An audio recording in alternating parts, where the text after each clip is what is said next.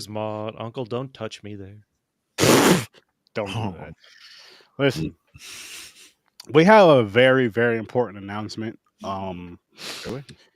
Yeah, I know exactly where I know, and I know what it is. And I just feel like if you're gonna hear it from anybody, you should hear it from us. You Absolutely. should hear it from the people that we care about, and you should always stick to your dreams, stick to your word. You want to And make land sure you those track dreams. through It's life. very important. You do.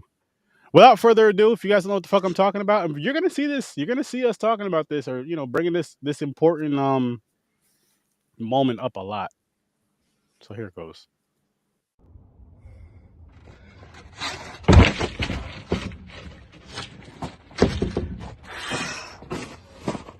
And that's the bottom line.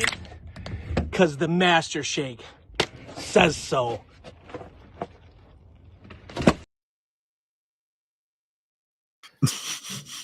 That's our Land those inspiration right dreams. there. That's our he's the man that we're inspired by. Yeah. If you want to know like where all of our ideas come from, where everything comes from, what the energy that we get, we just watch that and boom, it clicks. He is the best teacher since Sidney Poitier and To Sir with Love. Well, he's a principal now, but he's all about But he's teaching us. He's teaching us to be better, Learning better men. Exactly. Learning never stops. By not following his lead and falling through tables off of ladders. That's an important distinction. That was more of a fall than it was a jump. Yeah. Especially my favorite part in the world. You know what the best part about filmmaking is when you get, and I'm not a sound guy, but I'm right there with the sound guys because I get it. I work sound design and I worked on sound team, and I have such an affinity for the sound guys. And if you can get that perfect sound instead of having to do Foley or find a sound effect later, if you can get it on set, it makes your heart feel really good. Anybody who understands that. And that video has the perfect sneaker slip sound I've ever heard. We should sell that to Hollywood because they'll never find a better sneaker slip sound again. Hold on. Let's go back to the clip because now I want to hear that again. I want to focus on that. I've been focused more on the visual than the sound. When he goes to jump, you'll hear it. You guys ready? I'm ready. Let's go back to the clip.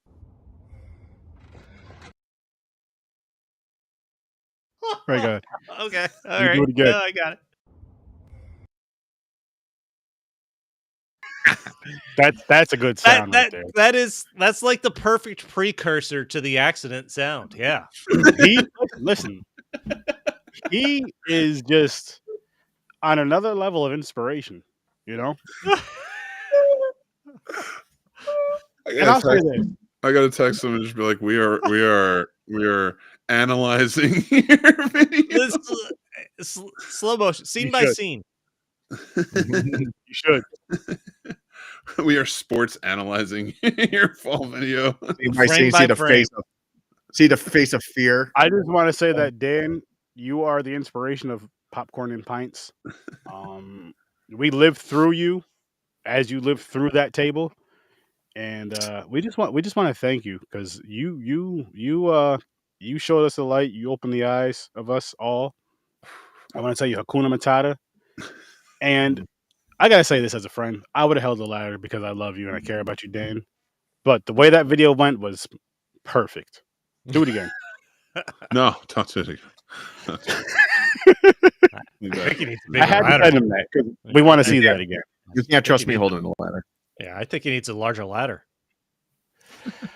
I don't want him to get hurt though, so I don't want him to go too high. I would have just held the ladder for him so he doesn't. He would have probably still slipped, but the ladder would have stood up at least. He would have slipped. I believe him. He watched enough wrestling. He knows how to do it. I believe in him.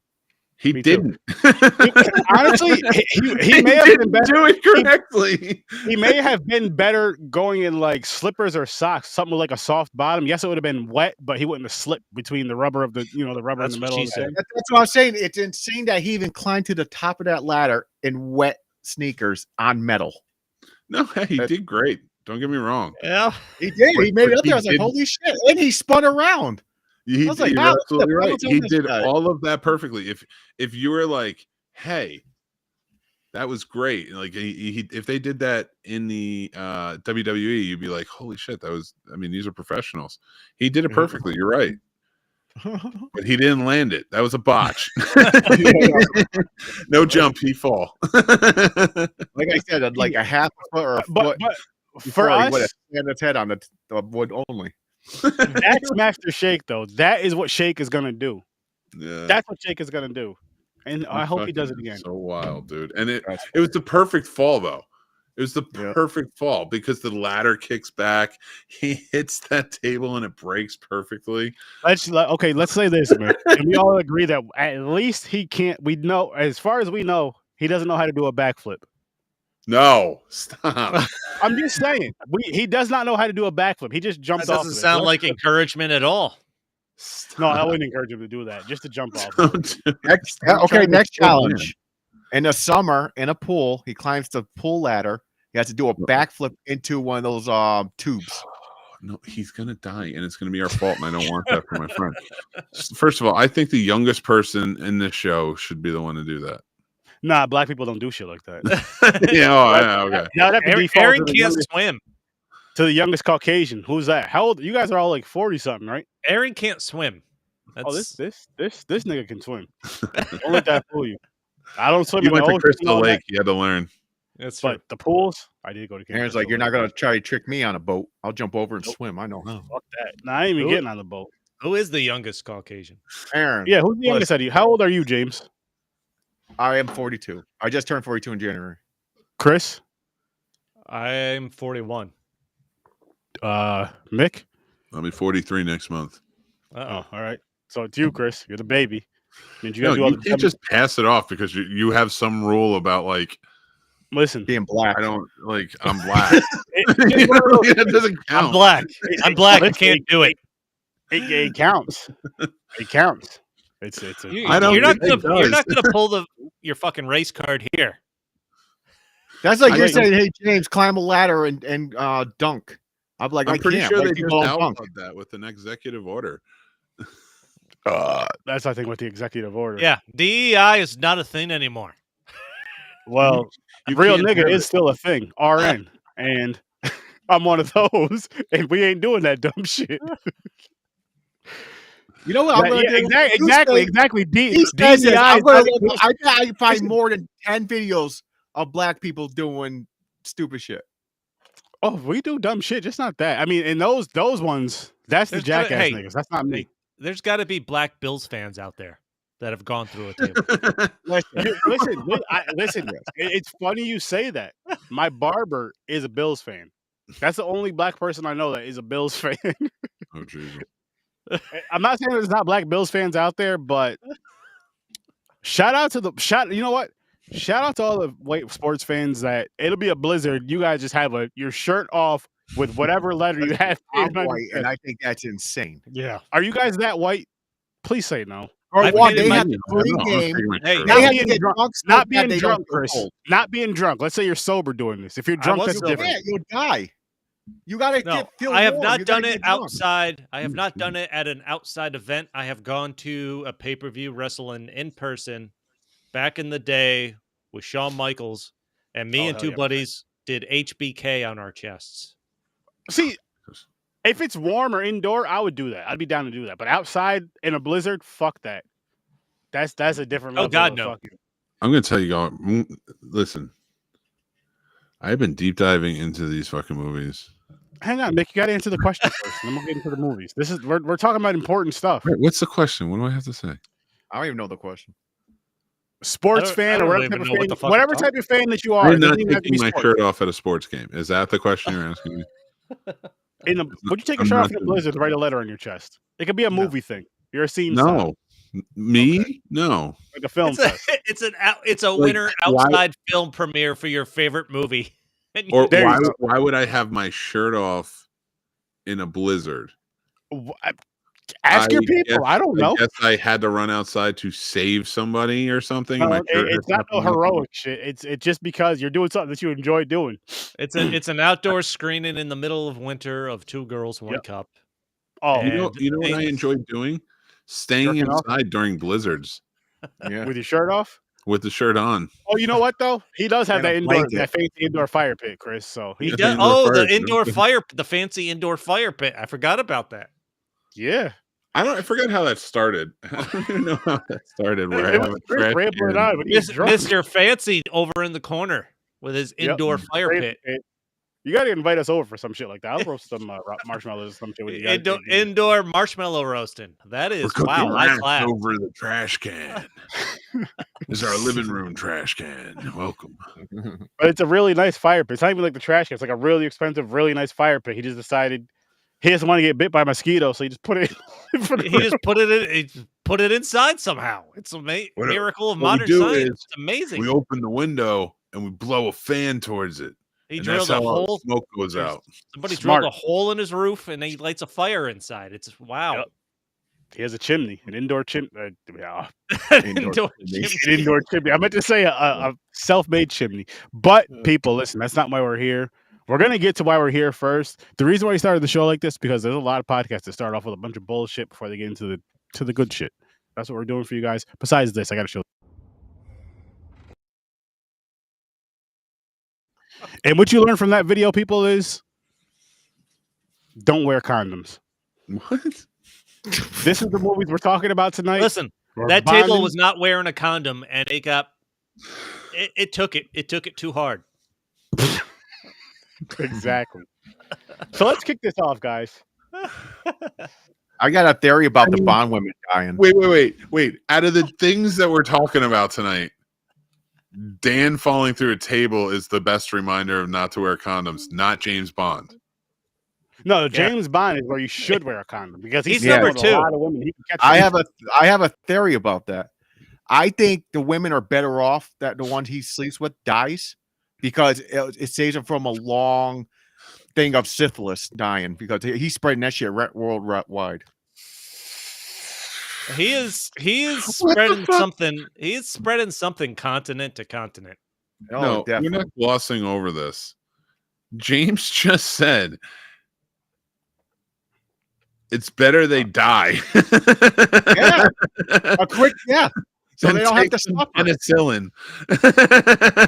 Hey, did they have penicillin? Okay. Oh, no, they probably did Listen, have penicillin. here's some Bond shit, right? So we've all have you guys seen the James Bond Jr. commercial or cartoon? Cartoon. No, You never seen it? Oh, Wait, who said no? no, I haven't I've seen it. it. Was there one? Yeah, All right, in the raise your hand 90s. if you've seen the James Bond Jr. commercial to make this a little bit easier. The cartoon. No? Cartoon. I keep saying commercial. Nope. So I just Googled, was James Bond a junior? James Bond in the movies was not a junior. However, there's a character, James Bond Jr. in the 1991 animated series. He's a junior, which means, and he's 003, which means 007 has an animated child. The real life. Mm-hmm. Yes, it does. Here's how it Oh. happens, James.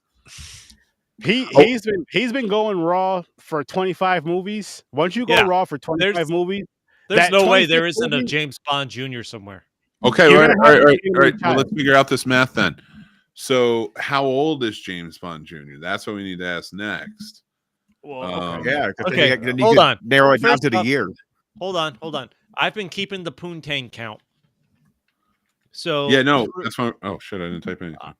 through On Her Majesty's Secret Service, which is the second of the movies we've watched, he is officially up to 18 fuck. women. Hold up. Fucking. Listen, In four movies. In the Six. James Bond Jr. cartoon series, James Bond Jr. is typically portrayed as a teenager, usually around 13 or 14. These Okay, were so all, let's and say all of he these was- were in the 60s. I think he drives. Well, all of these were. I could figure it out though. Hold on. Actually, you know what? Sorry, no. I found another thing. It says he's 17 years old. So 17. 17. I think that should be the cutoff. So 1991. What's 17 Okay. years before 1991?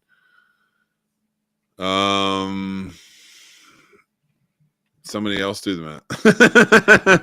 January 1st, 1974. 1974. 74. Wait. Is that 9 months prior? Ah. So 9 months 74. prior to Majesty that. Secret Service was 69, so we haven't even hit the 70 movies. So you need yet. something that's like 73-ish. So 73-ish would be Live and Let Die. Yeah, because 71 was Diamonds Are Forever. Hang on. James Bond. Oh, that's James Bond's birthday. So November 11th. I was going to try to figure out James Bond Jr.'s birthday. If we can figure that out, then we can really break this down. See, listen, people, we're doing a real deep dive on this James Bond shit. We're trying to figure out how old his son is, or something about his son. Solitaire. Solitaire has to be James Bond Jr.'s mom. She's the one that survives, and she's played by Jane Seymour. That's fair. There you go. A very young Jane Seymour. We found the mother. And so Roger Moore's version, which just to let everybody know, and I'm keeping up to this because I am on Octopussy now. So like I am way ahead, but I'm doing it because I'm also reviewing them on my channel. The Scene Slabs, go check it out. It's a dope channel, by the way, people. Yeah, and they're more like behind the scenes legacy sort of like reviews, not like these where they're in depth. Yeah, so it has to be Live and Let Die. So okay, cool. All right, I like that. And she was a fortune teller too. That's the one with that's the one with that's what we were talking about before the show. She knew that penis was going in her ahead of time. Yep. More than one head. 1973. 1973. Okay. So that's when it would have been. That's when it works. And sweet, we just figured out another thing. You're welcome. Into the James Bond mythology. See, we do this for you people. We do this for you guys. Now someone has to write it into Wikipedia, so it's a fact. It's it's a PNP fact. No, this better become a clip. You better clip this and say we figured it out. James Bond Jr.'s mom. I'm gonna send it to you, Mick, because I know I'm not gonna clip it. That's a long. That is only one of 19 kids that he has, I'm sure, though. So the rest are well. I'm not going to say there isn't others. Oh, one thing I will solidify for anybody as you guys go on. Yes, George Lazenby, Connery, and Moore are the same James Bond. It's for the first 6 movies? Yeah. So like because James Bond's a cool name. I haven't seen the Dalton ones yet to see if they are tied in the same way. I know Brosnan is different, but he is connected to Daniel Craig. So, but yeah. So just so everybody knows that. Well, just so everybody knows this too, James Bond Jr. was 65 episodes from 1991. I remember it was pretty fun. I liked it. I mean, I was a kid in '91. I was 9. Yeah, I mixed up with Johnny Quest. Oh, I remember Johnny Quest. The adventurous kid. I like doing it. I like this stuff because I always like adventuring. Yeah. Saddest day of my life is when I realized adventurer wasn't a job. That's some bullshit. Real bummer. That is great, like DuckTales too. Woo! Oh man, I wish. Watching. So yeah, we finally hit the first movie without Sean Connery, with George Lazenby for Honor Majesty Secret Service. On YouTube. James Bond Jr. is on YouTube, all 65 episodes, just in case you guys want to watch that. He's obsessed with the James Bond Jr. So for people that haven't watched James Bond and go back and watch the early Connery movies and think these are pretty campy, you get to George Lazenby, and then you have a new appreciation of those fucking Sean Connery movies beforehand. Because we're getting ahead of ourselves. Come on, George Lazenby sucks. All right, come on. Let's start with the one before. You Can Only Live Twice. Oh, I've been holding that in for almost 20 minutes now. You get the back half to shit on Lazenby.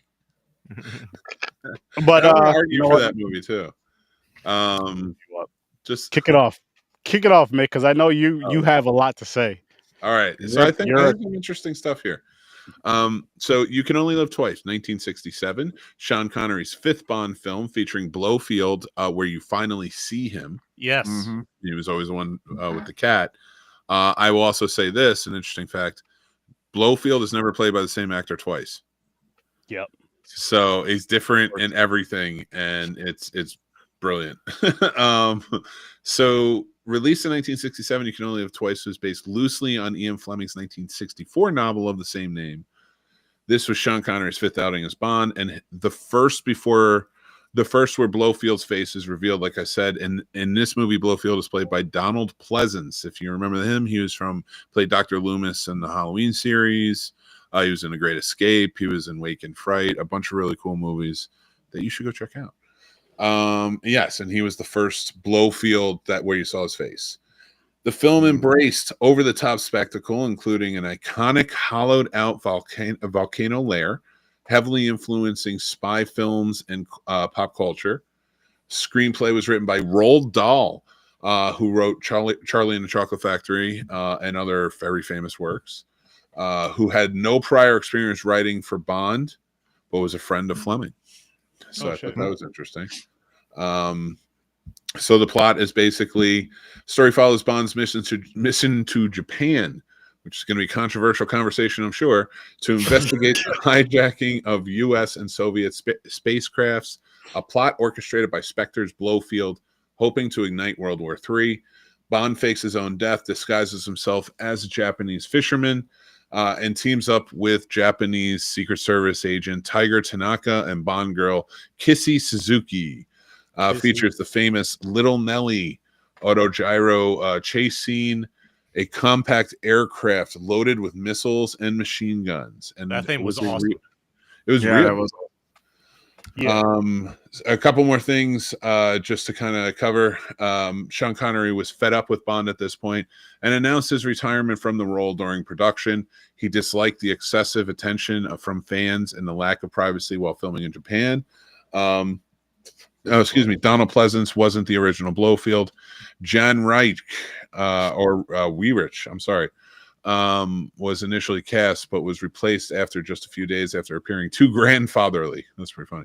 The volcano lair set was massive, costing $1 million, about $9 million today. One of the most expensive sets ever built at Pinewood Studios in the UK. The concept of the cat stroking villain in Secret Base became a cliche for Bond films, inspired Dr. Evil and Austin Powers. Mm-hmm. The film introduced ninjas into the Bond universe, capitalizing on the rising global fascination with Japanese culture.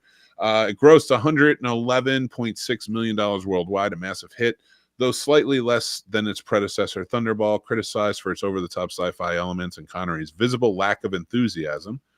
However, it's beloved for its memorable set pieces, John Barry's sweeping score, and Donald Pleasance's iconic portrayal of Blofeld, heavily influenced later Bond films and even the Mission Impossible franchise. That's what I got. Inspector Gadget, too. The evil dude with the cat. Inspector Gadget, yep. Yeah, 100%. And what the fuck? Did you say the fucking movie I hate? Blood Lake? No, not that. The spoof of Bond. Austin Powers? Austin Powers. Yeah, that one I said, but yeah, it's definitely Inspector Gadget. Fuck that movie. No, Fuck but that is like that became like an iconic villain trademark, is them in a chair petting a cat. I wonder what it is with the cat. Like just in a chair petting a cat versus just sitting in a chair. I think for a long time, remember, like they showed Blofeld in other movies, but it was just a hand petting a cat talking. I think that was just to get, because they probably didn't have an idea who they wanted to be the Bond villain, but probably wanted to be somebody locked in, which is ironic. So you get to this one where they're going to show him, they finally have Donald Pleasance, which was a name, and they just kept with the cat theme because they had that before. I was gonna say though, the cool thing about it though is that they it's like across the board with the whole villain. You don't see the face, you just see them like kind of just petting the cat. Which I think I really do feel like that's a really, really, really cool fucking thing they pulled from Bond and kind of just put it, like you said, Inspector Gadget and that Dr. Evil bullshit and Why do other you hate shit. those movies? Because it's fucking stupid, it's not funny, and just fuck it. And I have nothing against what's his face, because he was awesome in Trek, but these movies just fucking suck. An animated movie that he voiced? No, I'll watch him. I'll definitely, if you guys want to watch him review him, I'll definitely watch him review him and talk shit about him. I'm just saying, and maybe I'll feel different. I don't know. I haven't seen him in years. Plus, No, but this is for the newer generation, this is almost the spy equivalent. I would say, of Thanos in Marvel. Like, you were introducing a character in like what 2 movies before this, hinting at him, stuff like that, and then now you finally have a reveal.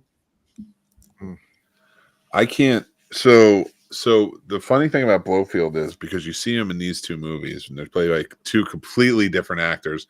One's an English actor, the other one's an American actor. Yep. And then when you wait till you get to Diamond, the only thing I could fixate on in watching Majesty's Secret Service was like the drastic difference in the eye, because in fucking You Only Live Twice, he has like the overhang there. He's like got like the drooping eye with like the extra skin. Second one is just a bald guy. His eyes are fine. Like, voice is different. Like, this, he's more active. Like, this is it's Charles Gray who plays him in Diamonds Are Forever, and it's just completely different looking dude from them, and has longer hair. So it gets wild from there, and then you don't see Blofeld again for okay. So you see him in Live and Let Die, and they dispatch him very quickly. They have a cold open where they're just basically like, we're not dealing with Blofeld or Spectre or any of that shit, and he's going forward, and like let you know that quickly, and they never touch down on him again or Spectre. Again, I can't wait to see the Timothy Dalton one, see what happens there. I know it comes back in the Daniel Craig movies, so I'm looking forward to that. But there is a Blofeld in the 80s, in 1981, and that is, again, the Thunderball remake, Never Say Never Again, played by Max von Sydow, who played the Father Marion in The Exorcist. So, oh shit, my brother said something. There's so many. What's good, you black son of a bitch? How's it going, nigga? Ahoy, ahoy. Oh, calm down. I mean, you were talking about zombie sex 3 episodes ago. Hey, or James. Oh, no, you were talking about zombie grape, not even zombie sex. You're talking about zombie grape. That's different. Tomato. No. And that's not racist. That's we're both niggas. We're all niggas. Speaking of racist, are we going to talk about this Japanese face? Yeah, by the way, this is the most racist of the James Bond movies so far. He's hunching over to act like he's short, like the Asians. They literally give him like a fake all kinds of fake cosmetics. The dude's one step away from brown face. He didn't look like Japanese anyway. Basically, the way I looked at this movie, because they kind of told him to do it, would be if I was like, yo, Chris, James, Mick, listen, go blackface. Just come with me and go black. No. But what I don't like, but no, they don't establish there's a point where it actually tricks somebody. Like, he's blended in to the group of people they are going to be with. Who are they trying to fool? But who are they? Yeah, who are they fooling anyway? Because they know who he is. Yeah, they know who he is the minute he's wearing a mask when he gets to the guy's lairs, and they know exactly who he is right off the bat. What was the purpose of making him Japanese? There was no purpose whatsoever to it. Would the ninjas not let him practice if he wasn't Japanese? Even though he had walked through there wearing a suit as white as you could look on a tour. It's not the same guy. Not the same guy. This is a super tall Japanese guy that's taller than every other Japanese guy here. And I guess you can't go to the other the island unless you're married. So he had to marry a chick, like a fake marriage. Got killed real quick though. Oh yeah, she did. If any woman that gets married to James Bond or anywhere close to that, you know they're dying. Dude, Dan just texted me and said that he's doing the ChatGPT roasting. What is wrong with mine? Why is it being a coach? And it's just kind of like badgering me. They want you to better yourself, Mick. The rest, it's just like, you know what? This is where this is you. You gotta do round 2. Maybe it'll be like actually jokes against you instead of Mix is the only one that gets a still you can turn this around type. Yeah, the other ones are just like, listen, this is pretty much where your life is. It's over for you. Yeah, this is who you are. Mix is just like, listen, you can better yourself still. You're on your way, buddy. Stop having What makes that funny is Mick is upset about that. Like he wants to be roasted. Like, listen, you suck. This is all you do. This is all you talk about. Fuck you. You know what bugs me too is the fact that for me with this roasting thing, like, yeah, I do want to be roasted, but it feels like it feels like a kindergarten teacher trying to hold your hand. But also but I'm not sure if you got what it takes. They're giving you backhanded compliments, like you can't understand them, and it's fantastic. They ran up to James and won a little. That's true. They did. Yeah, that thing, man. Little Nelly. We're gonna do round 2 and see if I get really bad ones. I hope they're jokes because. Okay, no, let's take James Bond. I got a problem with this. So we see, like you said, the dude is in this one. Is this the? Yeah, this is the volcano one, right? Yeah. So that looks so bad. By the way, so the dude, the evil guy, the bad guy, was it Blumfield? What something? Blofeld. Blofeld. He sits there. They're like, "You're coming with me, Bond." While ninjas are coming, he opens the door. He says like a little fucking lecture to Bond, and he shoots his own guy.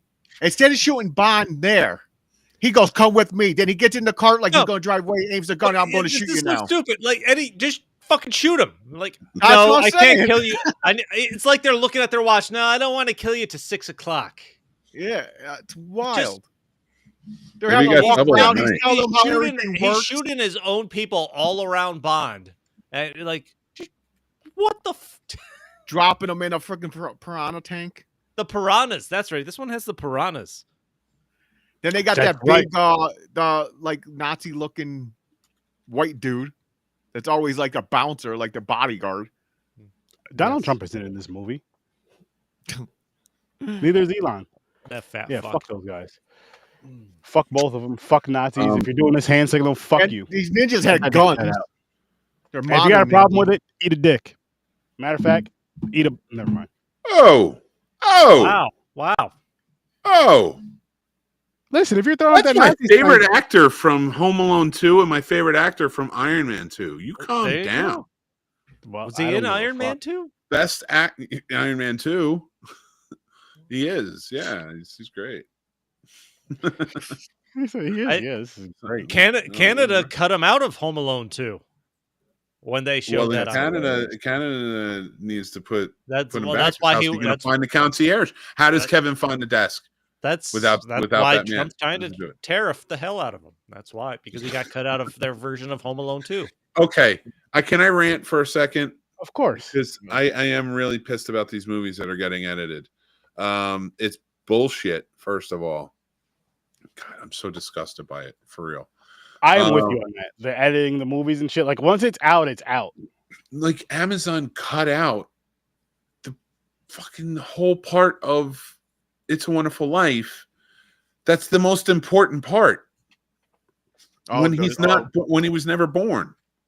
Yeah. When he sees his life without, what the world would be without him. They cut it out. So the movie makes no sense then. So he gets to where he wants to commit suicide, but instead of pretending that, they cut it in a way where he just saves him.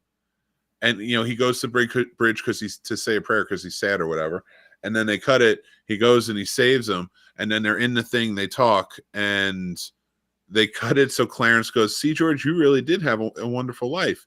And then he runs back to this house, and then it does the normal ending after all of that. Makes zero fucking sense. It's disgusting. It's like, for me, that hurts. That hurts so much. The core of everything. And listen. I've heard a lot. Listen, Fox News. I've heard a lot about War on Christmas. Get on that shit. The billionaires. Get on that. Fix it. That's a War on Christmas movies right there. Jerks. I agree. Stop cutting it, you jerks. Yeah, I know. I hate that. Like, I do. I hate when movies are cut like that. I always get annoyed when they like recut it to redistribute it too. It's like fucking assholes. It's weird though. Like I don't like that cut either because it, like you're saying, it takes away from the story, it takes away from the movie, it takes away from the experience, it takes away from the moments or moment, whatever that is. Even with the bitch ass being in Home Alone 2, because we remember it takes away. I listen. Joe Pesci is no bitch ass. Oh, all right? we're not talking about Joe He's Pesci. from New Jersey. Daniel Stern, you son of a. That's No, I'm not talking about him either. That's I'm talking where about my the mind dude. went. Buzz. I'm talking about the dude that No, got his- no, his- that's not my be favorite careful. actor. I'm talking about the dude that got a little Listen. glass in his ear. Obviously, his He might put a. But tariff on it. obviously his listen. parents suck, but there's no need to attack him like that. Yeah, they did leave a kid to go to New York City by himself. That is pretty horrible. And there was only one man to save him. You know what's crazy is that if that was black parents, they would have been in jail. Listen, if you really want to think about it, and I'm going to give this to them right now. I hope they are listening. If it wasn't for Donald Trump in Home Alone 2, Kevin could have died. And in Iron Man 2, if Elon Musk wasn't there and friends with Tony Stark, making us realize that maybe he pushed Tony Stark to be a better version of himself, meaning we got saved from Thanos. So basically, what you're saying Heroes. is By a Donald Trump and South Elon Musk African. should just stick to the movies, not the real life shit, because you don't know what the fuck you're doing. You're fucking up. Fuck both of you. That's what he's saying. And if he's not saying it, that's what I'm saying. I think Bruce Wayne put it best.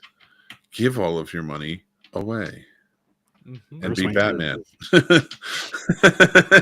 that's Bruce Wayne's that billionaire's take. Bruce Wayne, and Shake are inspirations. That's true. Let's dive back into it. Anyway, what are your favorite parts about You Only Live Twice? You can only live twice. Let's go on. He bangs the bad guy's woman super quick. Yep. Good one. Fast as hell. He does. What's the Super bang quick. count in this movie, by the way? Since you mentioned that, Oh, just in this one. Hold on. The second one has more. He was going back to back. No, he bangs 3 women in this movie. I don't even remember them all. it was the woman in the beginning, the Chinese woman, and Yeah, the reason I said that is because that's that how is it the starts huge- out as racist when he goes, "Why do Chinese Oh. women taste different?" That was the But they get real craziest. racist real fast. Yeah, they do. That was crazy. I was like, what the fuck? yeah. So it gets racist real quick. But Little Nelly, I enjoyed. I thought like them chasing him with the helicopters. That was great. That was one of my favorite parts of this movie. That's what I like about these is like they make that this stuff was real that they would use. It's ridiculous, but at the same time, you're into it. And it comes in, you got to put it together. Yeah. Like, what the fuck? And the Like whole something team- you could. It's like something you could have bought at a KB Toys at the time. Yeah. KB fucking toys. Dude, can I just continue on with my praise of Q and the fact that Q is he just always shits on James. He does. He really does, and that's fantastic. It is the best. Like you don't want to deal with his bullshit. Mm-mm. Or when they are in the car and they're being chased by the black sedan, and the helicopter comes in and picks them up with a magnet, and then it just drops them in the fucking ocean. I want to say something, but I love that scene. As a matter of fact, Mick was me, All right. me and Mick watched most of this one together, right? Mm-hmm. And when that scene happened, I remember watching that, and I'm just like, this is the shit I was expecting from like the first Bond movie. This is some Bond shit for me, like this type of shit. And it didn't disappoint with that. Like as cheesy as it was, I fucking loved it because it was just like a big ass fucking I wasn't expecting that. A big ass magnet just grabbed I've that seen car. that in a lot of movies too. No, I've seen it before, and what I was thinking from it, because like a lot of times when you see that, from my experience at least, is you see it whether it be the good guy or the bad guy, where they're gets that magnet shit picked up, it just gets him to safety. This motherfucker just dropped him right in the water. Like, nah, fuck this, fuck safety. We're dropping you in the ocean or whatever type of body. I assumed they were taking them to be arrested, and they just dropped them right in the ocean. I'm like, all right, I'm down. Peace. Bye. His cigarette Later. rocket, his little cigarette rocket, Oh, his little That was bullet awesome. gun. That was awesome. like that the was a little- gadget, like the gadgets are Oh, always one of the best Mom. parts. My mom's Oh. made a comeback. She's here. Say that again. My mom's here. Hi. Mama, you're back. Finally. All the Finally. devils are here is a good title. She's listen, she's proud of us again, guys. Oh, Proud of us again. She disappeared for like a year. We were really disappointed her, but Well, it's James Bond, man. We're back Yeah. on. Yeah. Is this the same one where he escapes the airplane when the girl jumps out of it? No, No, I'll mix that up. no. See, I There's, blame him. there is one when there's one with a big, but that's not until later. That's Spy of Shagney, where there's a big like jumps out of the airplane, like fight. I thought when he's in there, like that board across his arms. and she no, that jumps is out, this one. And he had to break Oh it. yes, I'm sorry. I'm sorry. I thought you meant like This is after he jumped out of banes. Yep, this is after he banes the bad guy's woman. He thinks they're, and she's taking him, gonna meet him somewhere, and then she handcuffs him. And I would be wood. It should be metal. They had a wood board go across his arms. yeah. And he just broke through. She still loves us, by the way. Uh-huh. Which Me too. I'm going to talk about that scene really quick, James, because the chick that was in there with him, she puts the board over his hands. She makes the shit smoky. This motherfucker does not cough one fucking time. There's no. no. Oh my god. Not Dude, only that, how about when he wiggles his arm out and like all of a sudden he knows karate kung fu grip and he like just chops the table in half? Yeah. Exactly. There's that, and like there's no coughing. You see all the smoke, like when it's like outside the helicopter, it looks like it's smoky in there. You go inside, which reminds me of How High, and there's no smoke in the helicopter at all. Like, what the fuck? Like, come on. And Mick, I agree with you. James Bond, this whole movie franchise is about his superpower of being luck. It is. He's the luckiest motherfucker. Like we talked about it last week. I've never seen anybody go from so close to dying to baning faster than James Bond. He's not that cunning. He doesn't No. really put the puzzle pieces together. No, He can investigate. He understands how to talk to witnesses and like things like that, or possible informants or whatever. Like he gets the idea of the social aspect of the investigation and such.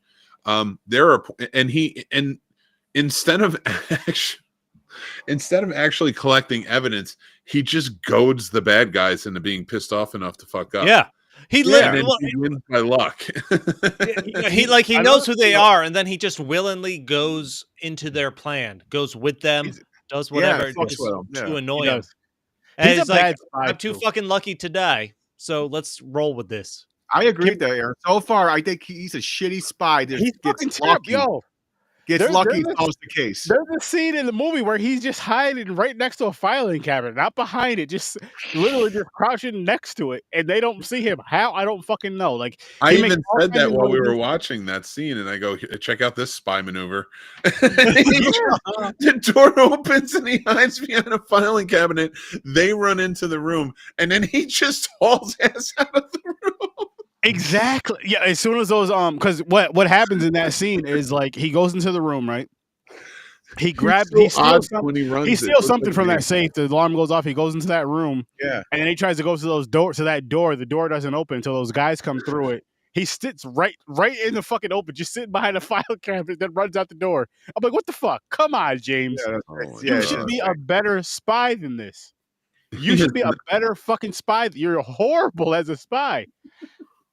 And the henchmen just suck too because they don't see you till they'll see you later on when you get yourself trapped because of pussy, and you follow the chicks all the I'm telling you right now. Here's how you can get rid of James Bond. Just hook him up with a chick that has some nasty ass disease. He's done because he's gonna hit it. Yeah. He's gonna hit Or it. just, No, or he's instead of lucky. waiting to kill him, just fucking shoot him when you see him. The women is his weakness. It is. He has to bang No, them. they're not. It don't matter who it is. No, they're not. Think about it. How is it a weakness? He has sex with No, them. I'm saying they can They use it betray as a him. weak. He moves on. He's still alive. He's True. still okay. All the women are fact, dead. Only one of the women that dies in any of these movies so far, we'll talk about in the next one, means anything, really, truly. You know what I mean? Yeah. Like it's his Well, wife. Oh yeah, he shows no remorse when someone dies. No, He's not like, at oh all. yeah, she's dead. Whatever. No, but even No. when they betray him, like he's still like nothing happens. It's his plan B. He's like, yeah, it got taken care of. Walks out. That's true. Wow. Wow. Shit, yo. Oh my god. That's why he doesn't have more kids than we think, because he gets Matter all of fucking fact, killed. that's why they call it Plan B. They don't call it Plan Bond. They call it Plan B. They give you a pill because the bond way is just too damn it's too damn violent and dangerous. B, Oh my James, god. his plan B stands for be gone. Yes. Guys, he's British, he's white, he's not wearing a condom. He's No. definitely not wearing a condom. It's just like it's over. He's like, listen, I'm Especially like when we get to the second movie, because he bangs the one. He don't even shower. He goes, "I'll meet you at 9." He goes to the other. Hang on. No, Since we're talking about him banging, The second movie, can we bring this up really quick? the Because second this movie right turns here. into James Bond's House of Horrors. That's what it should be called. Can we talk about this right here though? Like how I believe it was this one, right? Where the first words that come out of this motherfucker's mouth is, "Why do Chinese women taste Yeah. different?" Okay. All right. I wasn't On mad top at the of that, question. though, so the reason they had to turn him Japanese is because it lives up to the title. You can only live twice. They faked his death. Okay, and here's my point. They faked his death because he was too well known of a spy that he was on like Spectre's hit list and such. Blofeld wanted him dead, and they needed him to go to Japan for a mission. Why? Is there no other person in the 00 program who's 007, not Bond. James Bond? Because I guarantee you they are skilled spies, and James Bond's just like lucked his. James Bond is a DEI hire in the MI6.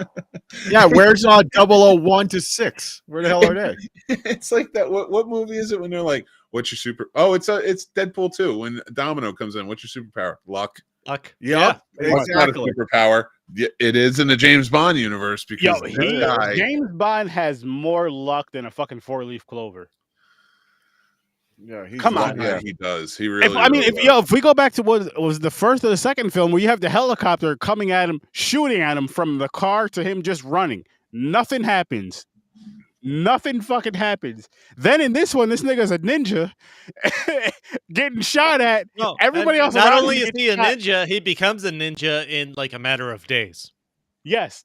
Yeah. Everybody else. Can we go back? I to didn't even show using it really. Can we go back to the faked his death in the weirdest way possible? Oh yeah. Like because he was in the British Navy, death or burial at sea. It happens. Why? But why? Like because they wanted to get him down to. You know what's funny though? There's so many submarines in this franchise. I like this movie. It's way better than I like the next one. Oh, really? Wow, it was like Yeah. it was fun, but this it was movie just is still ridiculous. fun.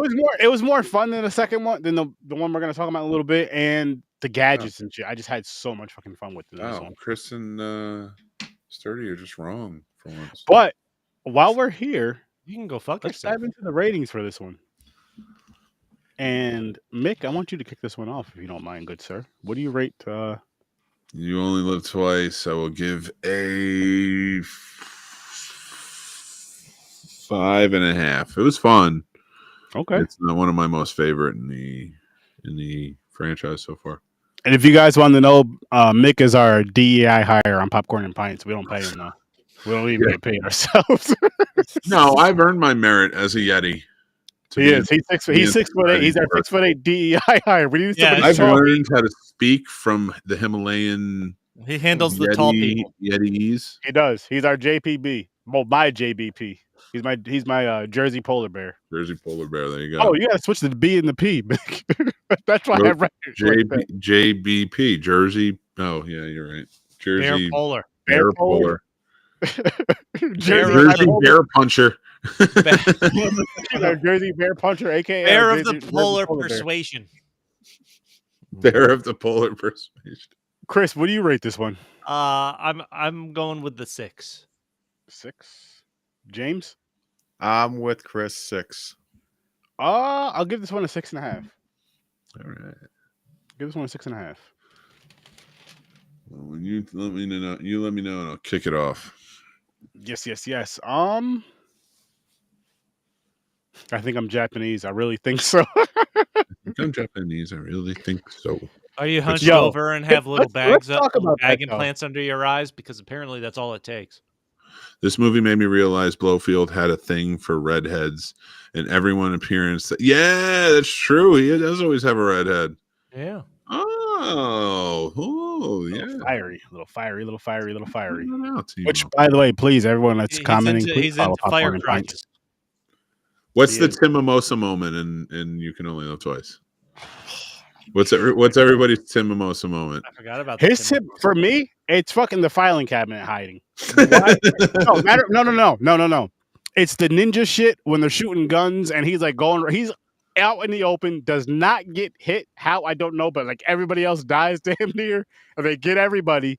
But he's out in the open, like hiding next to barrels as they're shooting down. It's not like they're shooting like, you know what I mean? Shooting down. So it's like, I can still see your stupid ass. Like, yes, you're next to this barrel. I can see you from upstairs, man. I can get you. So that is the Tim Mimosa moment for me. My Tim Mimosa moment is when at the raft at the end. When That's the second time it happened so far. Him trying to have sex in a raft. Listen, Dude, man, all there's the a lot other- of submarines in this franchise. I'm telling you that. There now. are literally 10 I don't understand that because they throw down like 10 or more rafts for all the people for their own people. Yeah. Like, and then somehow they only leave the raft that has James Bond and the girl. One. Like, there's not a single other raft to be found anywhere. Like, they'll never find us. Like, why did they fucking leave you there and pick up everybody else? And then the sub just comes up out of the water. Dude. Then they say, don't leave him alone, let him bang. Yeah. You know, James is like, No, Money Penny is happy to interrupt them. Oh my god. Man. Oh my god. I all can't right. think. I don't know. I need to start thinking this while I'm watching it. I got to think about it while I watch it. Yeah, I didn't. Yeah. I just thought about just because those scenes that I mentioned, both of those scenes really stuck out as like a Tim Mimosa, like a dumbass moment. And that there, yo, the being out in the open shooting and getting shot at, fucking no cover, just again next to those fucking barrels, which I feel like whatever was in those barrels was flammable. Like if the barrel got hit, that's just gonna explode. But I'm changing my Tim Mimosa moment is when he goes to save the other astronaut, the cosmonauts, and he walks in, he goes, "Here to help you," or whatever, and like he hides off to the side and just lets all of the guards come in and start fighting the guys. He joins in, but not until you get to like the fourth one. Yeah. That's a Tim Mimosa moment. Tim Mimosa moment. So crazy. I can't stand it. Bothered me because it's every movie where the villain has him right in his face, aim a gun pointed at him, they could just pull the trigger. And they don't. Every time. Luck, Fucking dude. drives Luck. me insane. Luck. That's why when it started, when that fake death, they lit him up. I was like, oh, they're replacing James Bond with a new character. They actually killed him. I know No, why. I was wrong. I know why. I know why now. I thought about it. Every villain, first of all, he sleeps with pretty much every villain's girl. Oh, Yeah, that's- all 100%. And they He's don't also put up a hooking fight. up with other women on top of it. Yeah. And usually the other women he's working with, the bad guys want them too, and he's still hooking up with them.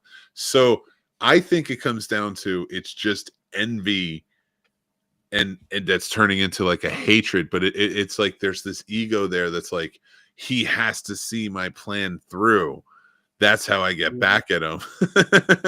So they're just basically angry friend zone guys. All the James Bond villains are angry friend zone guys. That's a good philosophy. I like that. Oh, Friends all right, only. are we going with the next one here? Yeah, you ready? Yes, Oh, sir. On Her Majesty's Secret Service, 1969, George Lazenby's first and only outing as Bond, the most emotional Appropriate. Released in 1969, this was the first Bond film without Sean Connery. The studio cast Australian model George Lazenby, a relative unknown after Connery stepped away. Directed by Peter Hunt, who wanted to create a more realistic, character-driven Bond film closer to the Fleming novels.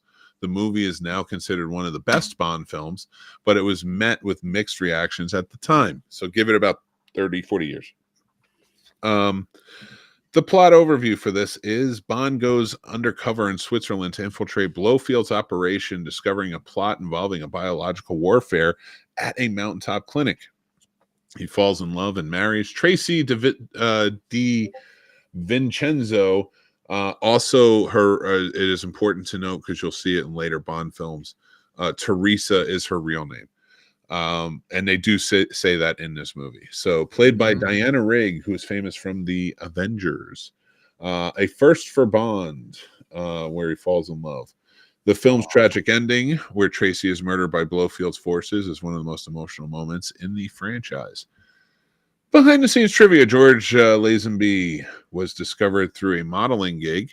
He had no acting experience before landing the role, and that shows.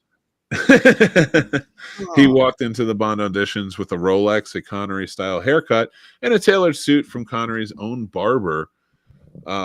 Impressing producers, Lazenby was offered a 7-film contract, but turned it down, believing Bond would become outdated in the 1970s. Well, fuck you too. Diana Rigg, Tracy, and Lazenby reportedly did not get along, and at one point she allegedly ate garlic before a kissing scene to mess with him. The ski chase scenes, yeah. Oh, she's also famous. She was the old lady, Natalie Dormer's like mother or grandmother in Game of Thrones. Oh, snap. Yeah, that's her. The ski chase scenes revolutionized action cinematography shot using helmet-mounted cameras, a first at the time. The film grossed $82 million, less than Connery's Bond films. Critics were divided by Lazenby's performance. Some praised his physicality and vulnerability, while others felt he lacked charisma. Over time, On Her Majesty's Secret Service has been reappraised as one of the best Bond films, particularly due to its faithfulness to the novel, emotional depth, and stunning cinematography. But many modern-day directors, including Christopher Nolan, cite On Her Majesty's Secret Service as an influence, particularly films like Inception and The Dark Knight Rises. Daniel Craig's Bond films, especially No Time to Die, borrowed heavily from On Her Majesty's Secret Service, including using Louis Armstrong's "We Have All the Time in the World" in the score. So, but were they a reference of what not to do? Well, listen, we all know how you feel. I mean, I don't hate this movie, but like, it's not one I'm going to revisit often. It's like too emotional of a movie. For one, let's get with the emotional thing. So he actually falls in love, but that don't stop him from banging other chicks. No, yeah, he bangs 3 women in this movie, including the one he supposedly falls in love with and marries at the end before she gets killed. Which, by the way, you fucking saw coming, because no Bond movie's going to end on a happy note. They talk about him like he's frustrated. What are you talking about? Every Bond film ends on a happy note. He's always having sex at the end of it. That's true. That's like, he went through a lot of stuff. That's a different kind of happy ending. That is a different kind of happy ending. But what bothers me, like, one of the most ridiculous things in this movie is the fucking love montage they throw into the middle of this, because the asshole's on leave for 2 weeks. So you're telling me he goes back to Switzerland, wherever the fuck this crime boss, by the way, he's staying with, and to fall in love with his daughter. They do this whole fucking montage, and now he's he's there for 2 weeks. Like, he's literally on break for 2 weeks. This whole montage feels like it's supposed to cover like a significant amount of time. Yeah, like they're dating for like a year. This movie is an hour longer than it needs to be. I agree with that right there. Like, that was something that bothered me about this movie. Like, when the fuck is this shit going to be over? Like, there's no reason for this movie to be 2 hours and 22 minutes or whatever the fuck it was. Yeah, actually, it was all twos. It definitely it goes back to a formula after this. They're like, nah, we're not gonna follow the books that closely. And honestly, the other one of the other most ridiculous scenes in this movie is where she's driving the car and they're running away from Fraulein and people from this observatory or whatever the fuck it is. And they go into that racetrack and she's literally yelling for 5 minutes, "How do I get out of here?" And he's not saying a fucking word. Nope. Like, he doesn't know what to do. Like, he's scared shitless. He went around the loop like 3 times. Like, go out where you came in. No. She keeps asking, "What do I do?" He doesn't say anything. He just keeps looking back, and then finally they crash behind him. He's like, "Now I have an answer. Let's go that way." I'm like, what a fucking top-notch spy. Yeah. No. All right, but we have established that the top-notch spy is basically just like, that's why he didn't answer, because he's like, I don't know. Luck usually kicks in about now. Yeah, I'm sorry. Like, this guy made me appreciate Sean Connery so much more. Like, this guy had no personality for me. Like, I thought he brought this movie down. That, you know what's funny is you said that in the group chat too. You're like, I don't fucking like this guy at all, dude. He looks. Like, listen, this hurts me to say because of the movies I enjoyed of these other actors, but this guy George Lazenby looks like a cross between Bruce Campbell and Chevy Chase. Okay. And certain, like, when the angle's right, I'm like, what the doesn't make sense. And the fucking ski scene is stupid too. When he's trying to get away on one ski, I'm sorry. Yeah, I hated it too. Wow. I got a theory by the end, anyways. So Tess gets Tracy. shot. Tracy. I think Moneypenny told the lady where he's going to be. Ooh. Wow. Maybe they get the info from Moneypenny. Because she was at the wedding. She was crying. She was upset that he got married. So she called and said, hey, they just left the wedding. She put a hit on him. Here's what's going to mess you up about Moneypenny and M. Q always looks old. Q always looks the same, even when he's with Pierce Brosnan. Like Moneypenny, like when you go back to that first movie, is young. Mm-hmm. She's a young receptionist who just looks up to a little bit older of a James Bond. By the time you get into like the Spy Who not Spy Who Shagged Me, The Spy Who Loved Me, Spy Who Shagged Me is a different movie. The Spy Who Loved Me, like she's almost a senior citizen. Like she looks like a lot older. It's a lot older, and like, you know, Roger Moore's just younger. So you're just like, wow, like and it's supposed to be the same person. It's just like, just luck, man. James Bond don't crack. Listen. Then there was a blizzard. They go hide in a barn. I didn't like this movie. I really didn't like this one. Like, I liked the one before, but this one brought me back to the first 2 movies. It was just kind of no, they're better than for the first hour of this. Even the fucking cuts between scenes, it's so fucking choppy and everything. Like, it's jumping around all over the place. Like, that was hard to watch. Yeah. Do you think that your opinion would maybe be a little bit different if you didn't know that Connery's coming back for the one right after this? No, I just think that I think Connery. I agree with Chris. Like, I don't dislike the guy in this movie as much as Chris did, but I do think Connery was just a way better Bond than this guy was. I'm curious. I'd love to know what the other options were and why they settled on this guy. I think he was looking like Sean Connery. Yeah, they impressed him. I think it really became when Connery got like annoyed.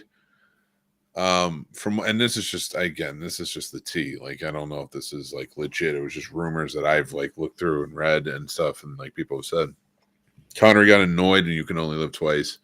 It was like I guess he sort of felt like, I'm done. I'm not doing this anymore. Mm-hmm. And they were like, and in his mind, I think it was like a bit of ego where it's like, they can't make James Bond without me. And in their minds, it was like, you are replaceable with anyone. Yep. And the funny thing is, they both sort of proved it right with this movie, because I think with this movie and bringing in a relatively unknown, I think that was like sort of their ego of like, we can make anybody, we can make James Bond, anybody will be a star from James Bond, right? Because they tried to offer Lazenby a 7-picture deal as James Bond, and he turned it down, like, or something, like, you know, from what I was reading. And so I think they sort of just proved each other right, because I think when this movie did all right, like it made money, but like it just, like, it was mixed reviews, it wasn't as big. Like, I think Connery was like, all right, I probably didn't do as much these past few years, I'm coming back to do this. They kind of made amends. I think they realized, like, oh, all right, we'll just bring Connery back and then look for somebody new, because there was kind of that understanding, like, he's only going to do one more. They threw a bunch of money at him to come back too at the time. Yeah, and it was like the one more, and then they were going to search for somebody new. So, because I think this movie kind of proved the fans were fine with it being somebody new. Like, Connery's getting old, and I think Diamonds Are Forever, the next one after that, further proved it was like, ooh, he's kind of aging out of this. But I am glad that they went with somebody like Roger Moore, who was a seasoned actor for like 20 years. You know, I think he adds a lot more. Well, the thing about James Bond is his age range and just the stories is like late 30s, early 40s. So that gives you a wide. That kind of gives you a wide range to look at. Yeah. Well, and that's why, like, I think it does work with all of them being connected. And I'm in it to win it, man. And then the villains get better and better when they get away from Blofeld. Like, that's what this small, like, the whole thing has sort of been Spectre the whole time, but and Blofeld we always knew was sort of at the helm of that. But the thing about these 3 movies in particular, and Diamonds Are Forever, the next one, is the villain is Blofeld, played by all 3 different actors. You know, like, so for me, I was like, I kind of enjoyed the fact that they in the first Roger Moore was like, kind of said, no, that's not how this is going to be. And every villain since has been interesting. You can't keep doing the same guy over and over again, because there's only so many arcs you can roll with. But it's not even just not the same guy. It's like a completely, like, there's an in-depth story about each of them. Like, the man with the golden gun, the guy is the top assassin in the world, the most expensive assassin, because he can just hit anybody from anywhere. And now he's coming after James Bond because, like, he's the ultimate. Like that was such a cool, grounded, but still has all that, like, craziness that you see in Bond. And then, like, you get to other ones, like, where they have the submarine car and, like, other shit, you know, like, and it's been just a lot of fun seeing how this has grown from here to here, you know, and like, especially how the villains have changed over time, how it went from, like, a different villain each movie, then to, like, same villain, boom boom boom, then to different villains. Where next one for me is Christopher Walken's the villain. Ooh, oh, nice, you know? Interesting. So that's interesting. Like, this whole, it wasn't even just the change in the Bond actor for this movie.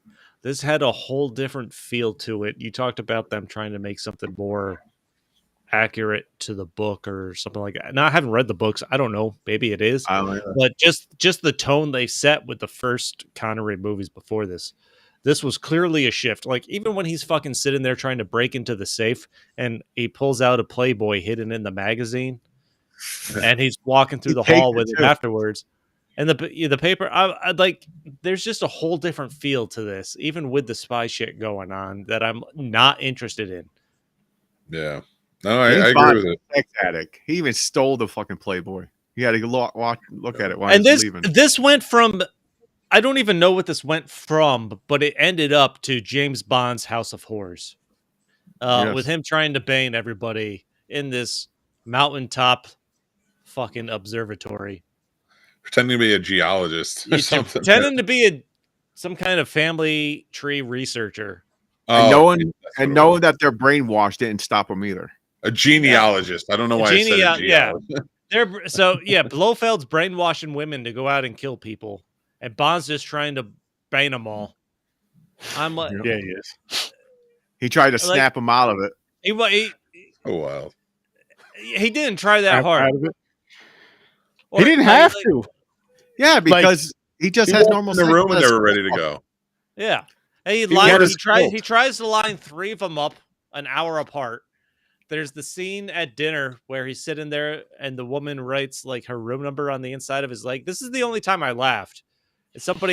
He looked off. Somebody asked him Fraulein asked if he was all right. And he's like, oh, just a bit of stiffness coming on. Like, so there's a boner joke in there, which I didn't expect. Chris, what's the fuck count in this one?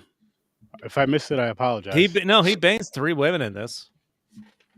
Nice. Back to back. One after he falls in love. Yeah.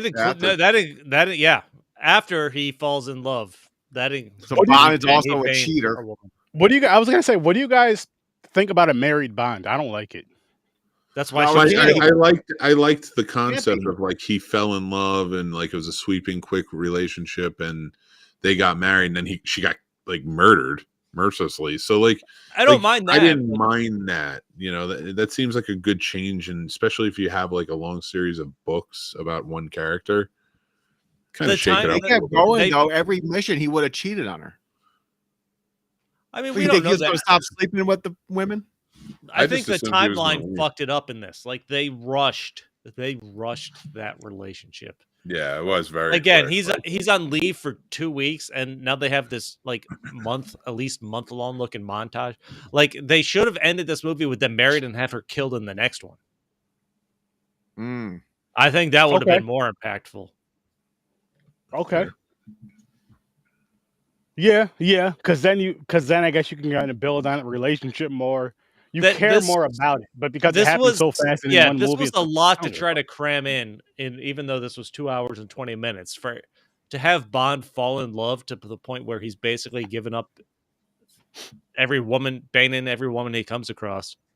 So Mick, for the next movie, does this affect him at all? Or does he go right back to being okay? That's actually another theory for it. Like in the next movie, no. And the next movie is back to formula with James Bond. They don't mention that it like didn't happen or anything, but like they don't with any of the movies. Yeah.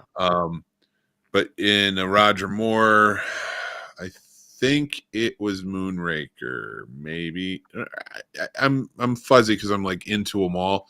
It actually might have been Live and Let Die.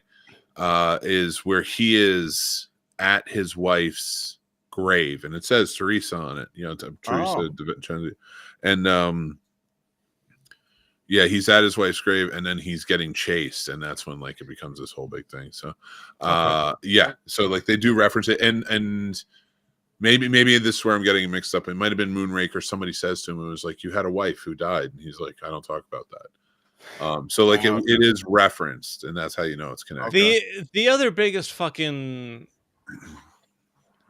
for lack of a better term, loophole in this movie, this stupid bobsled fight between him and Blofeld is so goddamn dumb. Did it make you think of Cool Runnings? It did. Only because I haven't watched many bobsled movies, of course. He's hanging off the back of the fucking thing, getting dragged. But no, like this eventually ends with him like lifting up Blofeld, and he gets caught in that tree. You're telling me they don't go back? Like he's passed out in this tree, like practically dead. I don't know if he's passed out. I thought he broke his neck and he died. I thought, yeah, I know. You're telling me they just fucking leave him there? Like they don't go back and check? They don't capture him? He's not going anywhere. Band-Aider a Spectre? Yeah. Yeah, like how is nobody going after this guy? He's clearly incapacitated and available to grab. And Sean Connery just fucking after the bobsled crash runs away, like which leads to him and the drive-by for shooting his wife and everything at the end. Like it doesn't that part. Like this is stupid. I didn't like this one. Can I say one thing too about like the connection we're talking about? How we're getting into different Bonds now and how of course. Skyfall, right? And I'm pretty sure I read this back in the day, and this so it means it has to be true. Skyfall is this in that movie. Daniel Craig's James Bond has to go home, and it's in Scotland, and there's an older gentleman, I believe it's played by Albert Finney in the movie, but from what I understood, it was supposed to be Sean Connery. They wrote it to get him back to play sort of the guy who raised him, and that's where you were going to get this idea of like James Bond had retired, and this kid that he raised kind of took over the James Bond mantle. And I thought with the Lazenbys and the Roger Moores and the connection, and I'm going to assume Timothy Dalton, and knowing that the Daniel Craigs and the Pierce Brosnan are connected because of M, I wish they had gotten that done and got him to be in it, because that would have been a really funky, weird, cool connection to round all of this out. But fuck League of Extraordinary Gentlemen for ruining that. Yeah. Is that he's after that movie, he retired and said, I'm never coming back. So whatever. Oh, and I gotta say this: that James that I slapped the shit out of in 3rd grade, I'm sorry. It's time for me to finally apologize for it. It was You're not the worst James Bond. It's George Lazenby. I didn't need to slap you like that. I apologize. You weren't a Bond though. If you were a Bond, I would have slapped you harder. Fair enough. Yeah. Well, he hit me first, so I had to retaliate. Wait until you get to the next couple of movies, then you would say that true. I can't wait. I hope they're better than this one. Speaking of this one, let's dive into those ratings. I have my rating already. I gave this one a 4. I'm right there with you, actually. I had 4 in my head the whole time. It was a little bit long for me, but I still think it was okay. So I'm going right down the middle. I'll go 5. Okay. You can go 6. Oh, you like this one better than the first one, Nick? Better than you can. Than the first one we did today. Yeah, for sure. Like that, because it's still a pretty well-rounded story. I like Diana Rigg. She plays a really good character in this. Lazenby is short on charisma, but I think he did fine with the action. It wasn't that big of a deal. Telly Savalas wasn't bad. He was actually a step up from Donald Pleasence's Blofeld, but only because I don't feel like Donald Pleasance got to play with the character enough. Fair. This Blofeld was in a lot of this movie. And it kind of gave out the vibe of Lex Luthor. Yeah, and I thought that was where they're rounding out who Blofeld is a little bit more. So I liked his take on it more. I mean, Donald Pleasance, the look and the vibe and everything from You Only Live Twice, but is iconic. But I thought Telly Savalas really kind of added a depth to Blofeld with this, which I appreciated. And emotional ending, very well done. Yeah, it is a little too long. I do agree, but yeah, 6 I think works for me. Honestly, I mean, that was another thing between the interactions with Bond and Tracy. Like, he pays her debt at the card table, and then meets her in the room. He's literally pushing her away and telling her to get dressed, and then less than 3 seconds later is trying to hit on her and ban her again. Like it doesn't make sense. Like, it was all off. There was nothing about anything in this movie that felt organic. Oh, is this the one beginning where she tries to drown herself? Yes.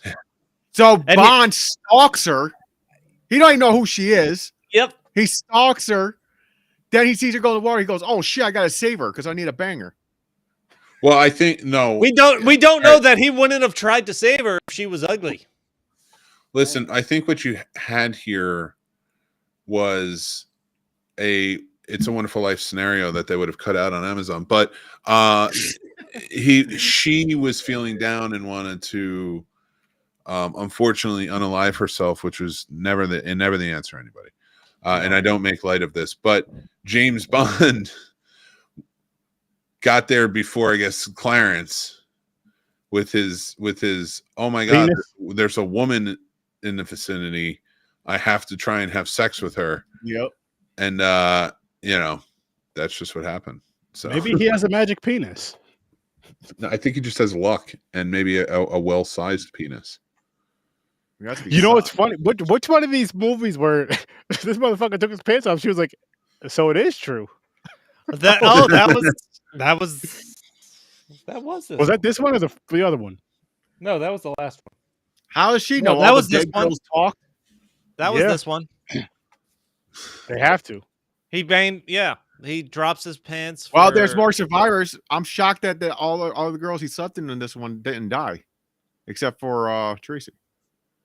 His Because wife. they There you go. got on a bus and left. Well, no, And they they had don't to go all find her. die. They don't all die in every movie. No, I said they don't. I said I'm shocked there's so many survivors. Because all the women They usually all die when you survive. I would say they all survive except for one. There always has to be one that's sort of like a betrayal or some crazy stuff or connected to the villain in some way. It seems, and that's like where he gets his license to kill. Oh, that was another thing that broke. Because usually every woman he sleeps with was like part of the boss, like the villain, like sidekick of the boss. Tied into it some way. For Yeah. sure. Yeah, there's definitely a formula to the storytelling. Oh, yeah. This one doesn't follow directly. You could definitely tell this is more like a book.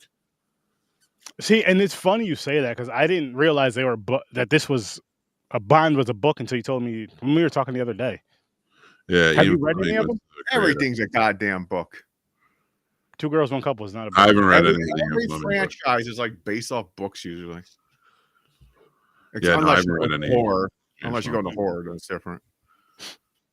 Yeah, that's interesting. That's interesting. But Casino Royale was first one. what do you guys think? What any last thoughts of these either one of these films? Before Yeah, I got a last thought. Fuck you, Aaron. You're making me watch a fucking movie. English What movie? Patient. Listen, English we don't know Patient. that 100% yet. That has nothing to do with Bond or Bond of this week. Majesty Well, Secret Service, least favorite Bond movie so far. No. No, the No. first two were like the first Yeah. two I gave a 3 and a 3.5, but this isn't that far behind. No, I this can't one- remember this is which one my I like least- better This than is the my first least two, favorite but- so far. They were more boring. I'm anxious to see what you guys think of the next number of movies. I hope they keep getting better and better. I hope so. Honestly, I don't know why. I think it's because of the GoldenEye game. I'm excited for the Pierce Brosnan ones. It'll be interesting to revisit those for sure. But yeah, I've never seen them before. Played the game, loved the game, had a great time with the game, which I do feel. As a matter of fact, I'm saying this shit right now. We all have a Nintendo Switch. We need to play that game with each other. Yeah, we got to make it happen. I would and do it. that I on think there? on a Popcorn Pints live, I can be the one that streams it. We could all be on here. I Is can that stream on it there? from my Can we TV and do all it? that. Yeah, it's on the. It's Terrible on there. for first-person shooter games, but fine. All right, you just Are tell me you- what I got to do. Do I got to get a video card? I usually hate first. I can stream the capture card thing because it's still split screen shit, so I can put that on screen. You guys just have to be here on restream on the mics and playing your switches. Oh, all right, fine. We can do that. But we should do. I think we should do that the week after Bond is done, and then do our, which we won't say them now, but then do our 2 weeks of raunchy movies, and then get into whatever we get into next. I say the episode, because GoldenEye is going to be the first movie in the episode. I say we just play, like we start at like 7 or 8 and we'll just play until the episode and then just review Golden. Review the movie. GoldenEye, and I think Tomorrow Never Dies. We can do that too. We'll record like as a Patreon, like before we do the GoldenEye. review. Are we going GoldenEye or Brown Eye? Because there's a big. Oh, he's gonna difference. put it in a brown eye during that movie. I bet. Yeah, that's I right. hope he does.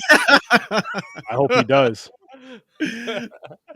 No Magnum. That was going to be the sequel. The follow up to GoldenEye was going to be Brown Eye. I read that. It's true.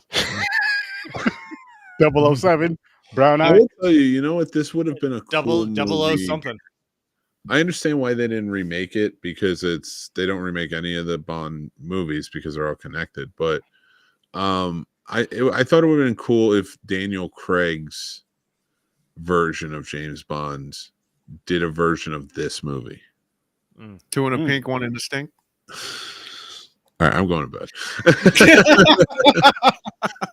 Yes. It's Saturday. I got a beautiful woman standing upstairs. Oh. I'm not talking about the revolution. You guys talking about Bond? You're talking about a bond of The old marriage. Brown Eye. You should go in a room like Bond. Have the gun thing.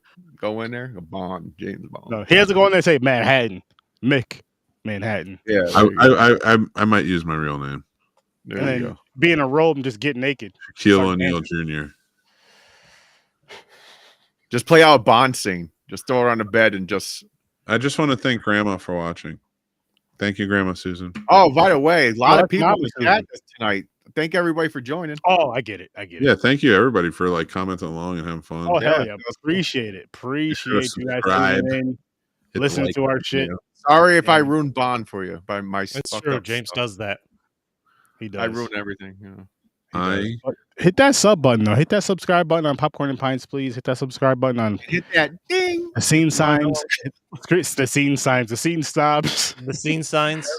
Every fucking Or YouTube the video, I third- see, like, please subscribe. Make sure you subscribe Yeah, and hit hit that Aaron, ding. I think there's an important message to take us out with. There for is the a viewers very out there. important message that we're going to end this off with before we boy. do that again. He's our Scene inspiration. Snobs, Horror Research 30, Popcorn and Pints. Now, this is the guy that inspires us more than anything. This is more why than we do Bond, the show. This is why more we than do what we do. Jumbo. This is why we are here. This is why we do anything in life. why?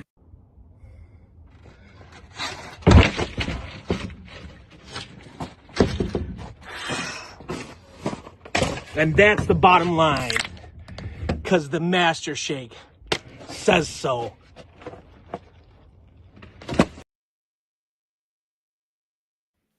I believe that's Bond approved, 007 approved. It is. If Bond could definitely jump Popcorn through, Pints. if we ever watched Bond jump through a table, that's exactly what it I looked like. want to see a James Bond movie where one of the henchmen's just like, "Oh, you think you're the man? I'm gonna jump through this table," and he just follows James Bond around. And He jumps through tables. Listen, that's our James Bond. That's our Bond mimosa That's right there. Tim Mimosa's Bond villain. This is our Bond. This is our Bond mimosa right here. Oh my god. And with that said, people, thanks for popping by. I hope you have a great night, a great weekend. See you Peace, next peace, peace. My God. Fuck the Chiefs. Yeah. Yeah. Well, you thought the same thing. Oh my God, that's a wild.